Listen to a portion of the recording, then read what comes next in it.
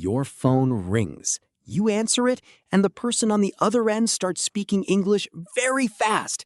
Your mind goes completely blank. You have no idea what to say. That happened to me on my very first day at a new job, and I will tell you exactly what I said and what I should have said instead. Today, we're going to teach you everything you need to talk about smartphones and phone calls in English, confidently and naturally.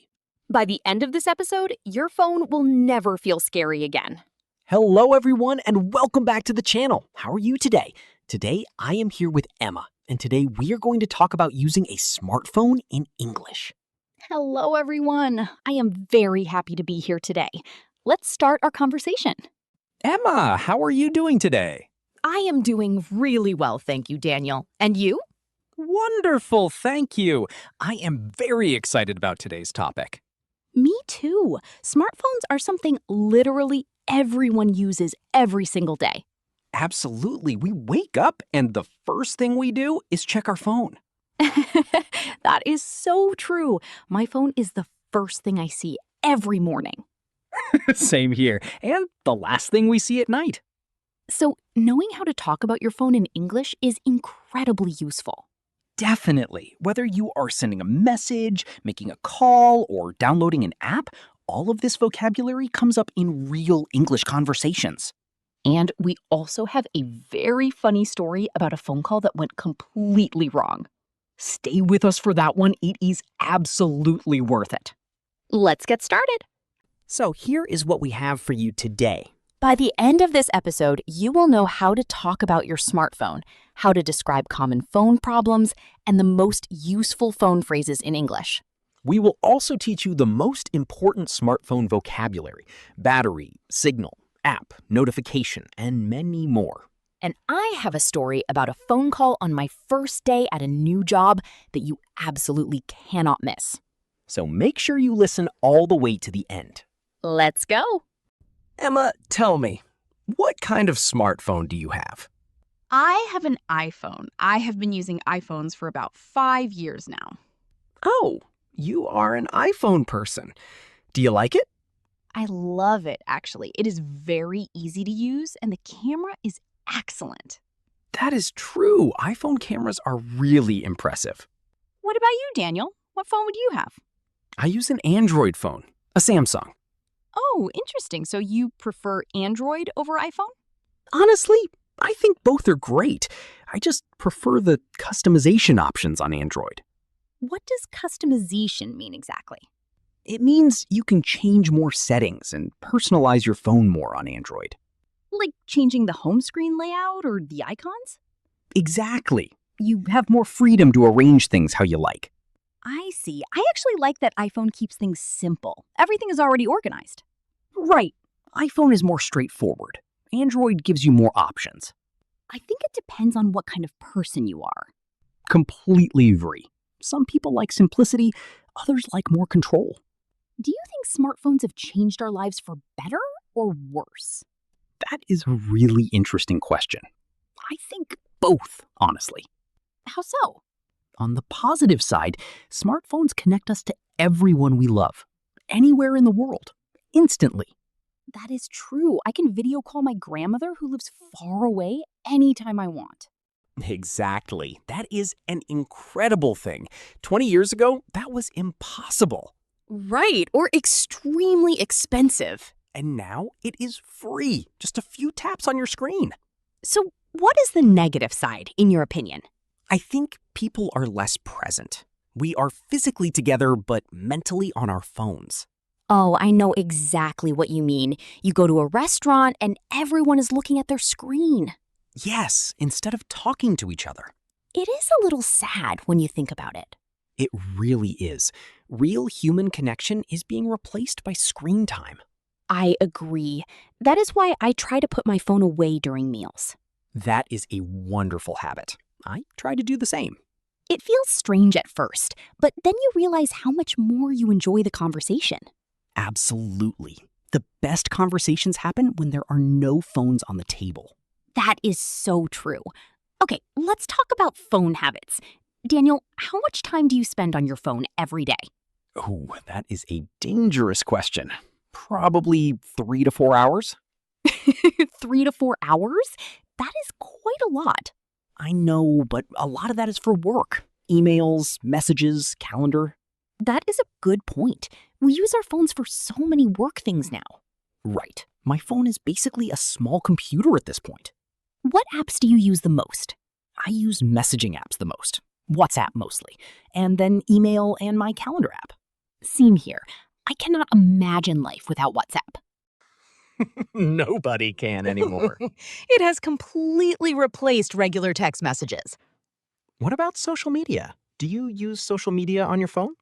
Yes, but I try to limit it. I set a timer on my phone so I do not spend too much time scrolling. Oh, that is a very smart habit. How long do you allow yourself? About 30 minutes a day. After that, my phone sends me a notification saying I have reached my limit. That is such a healthy approach. I should do the same thing. I really recommend it. I feel so much better since I started doing that. Phones can be very addictive if you're not careful. Completely. The apps are designed to keep you on them as long as possible. Right. That is why it is important to be conscious about how you use your phone. Use it as a tool, not as an escape. That is beautifully said, Emma. Thank you. Now, Daniel, what is the most annoying thing about smartphones? Without question, low battery. When your battery is at 5% and you have no charger. The most stressful feeling in modern life. Absolutely. Your heart starts beating faster. I completely understand that feeling. I always carry a power bank now because of exactly that reason. A power bank is a lifesaver. Everyone should have one.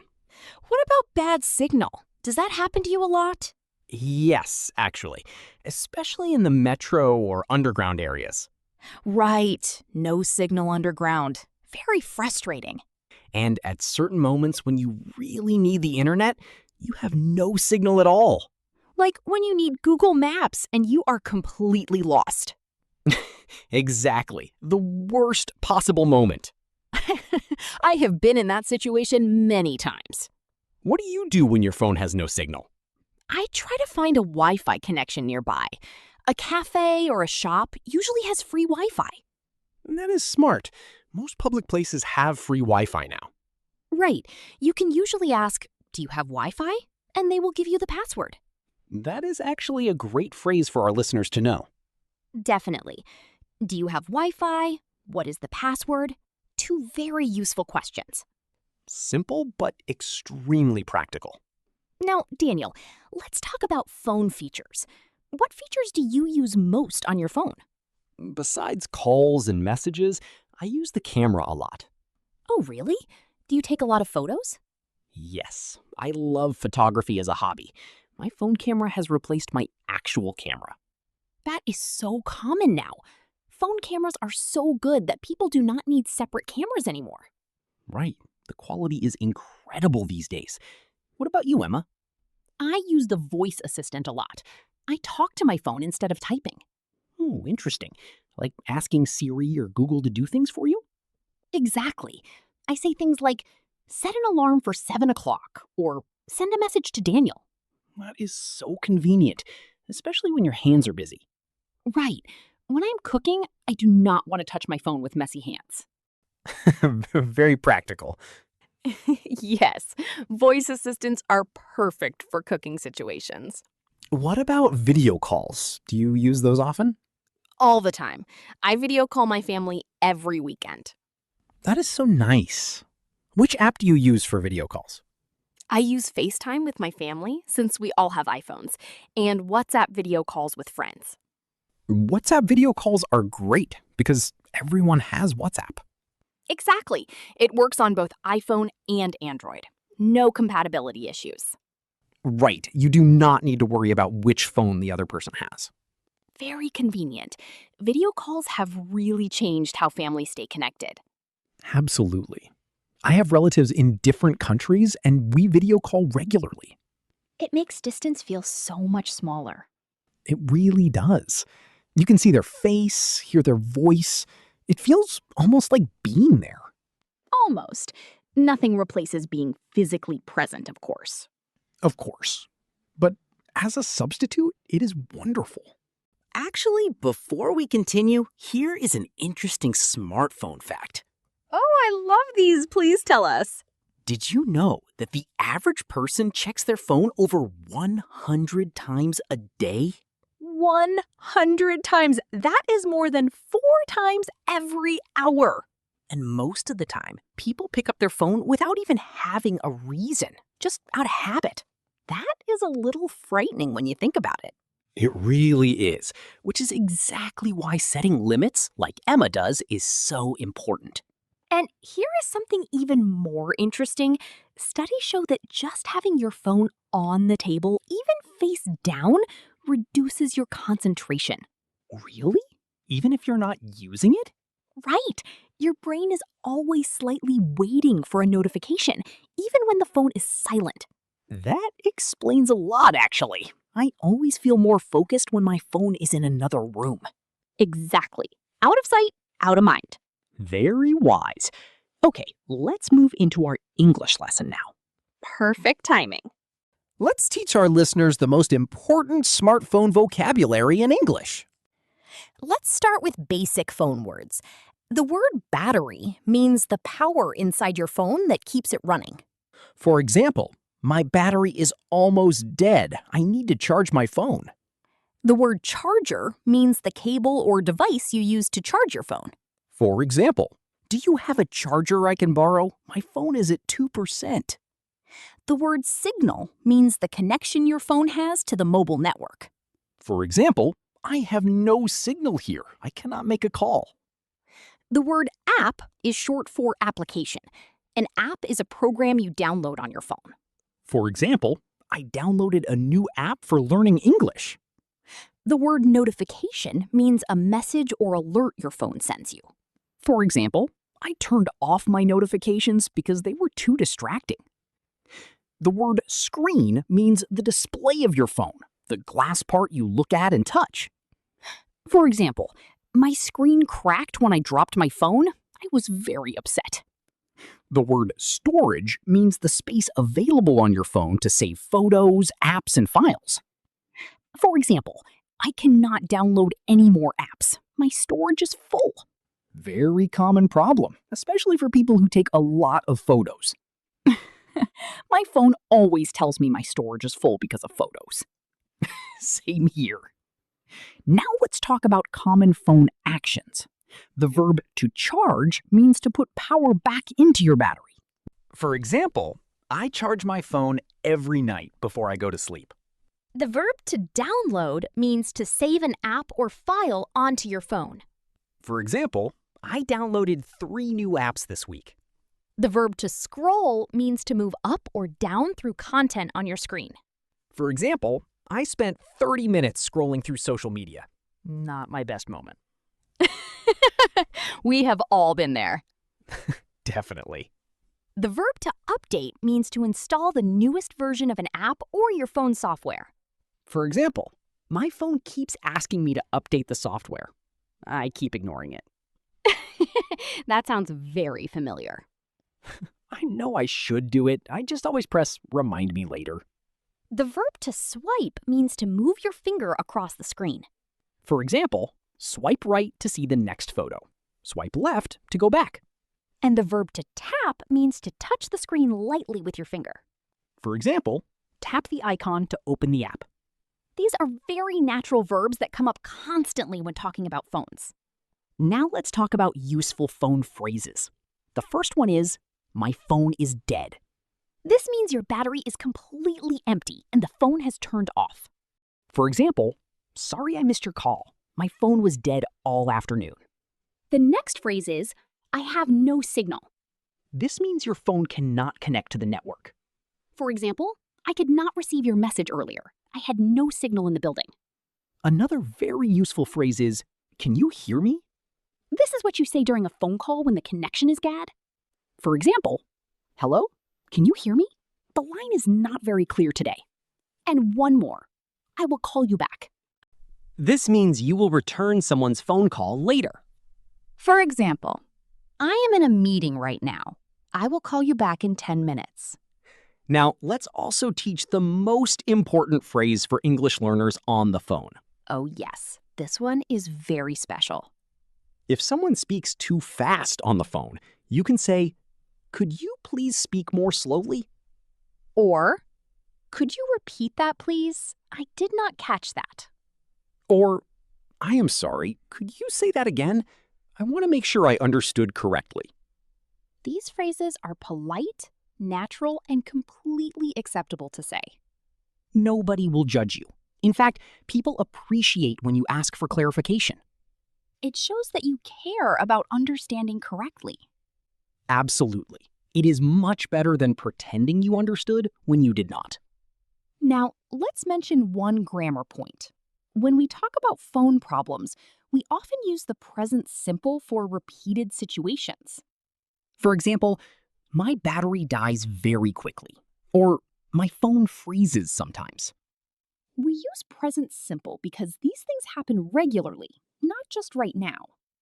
For example, my phone always freezes when I open that app.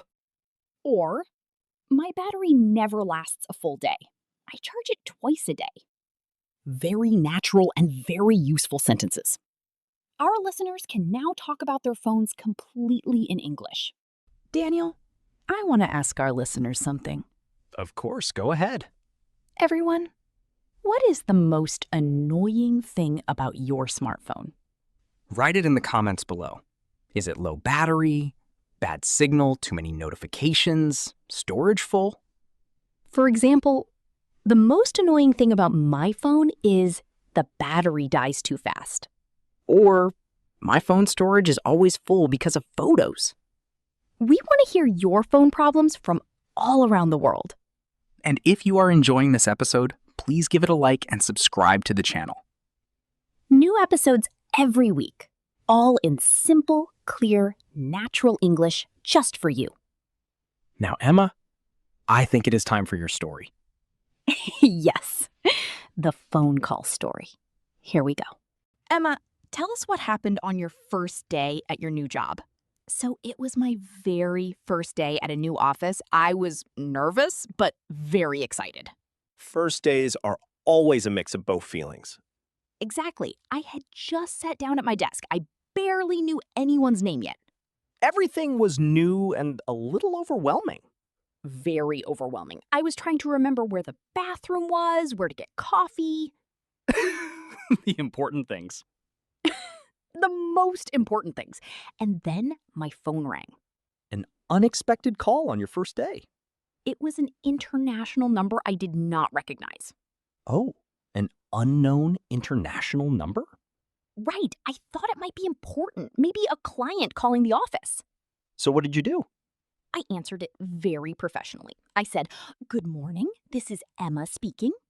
That sounds perfect, actually. Very professional. And then the person on the other end started speaking very fast English, way too fast for me. Oh, no. I completely froze. My mind went blank. I could not understand a single word. Oh, Emma, what did you say? I panicked, and instead of saying, "Could you please speak more slowly?" which is the correct phrase, Yes. What did you say? I said, "I am sorry. I cannot speak English right now." You said what? I know I cannot speak English right now on my first day at a new job. But you were speaking English when you said it. Exactly. I said it in perfect English. That was the most embarrassing part. Well, Emma, that is one of the funniest things I have ever heard. I hung up the phone and I wanted to disappear from the office forever. Did anyone hear you? My colleague sitting next to me had heard everything. She was trying so hard not to laugh. She definitely went home and told that story to everyone. Oh, definitely. She told me later she almost fell off her chair. And now you are telling it to the whole world on a podcast.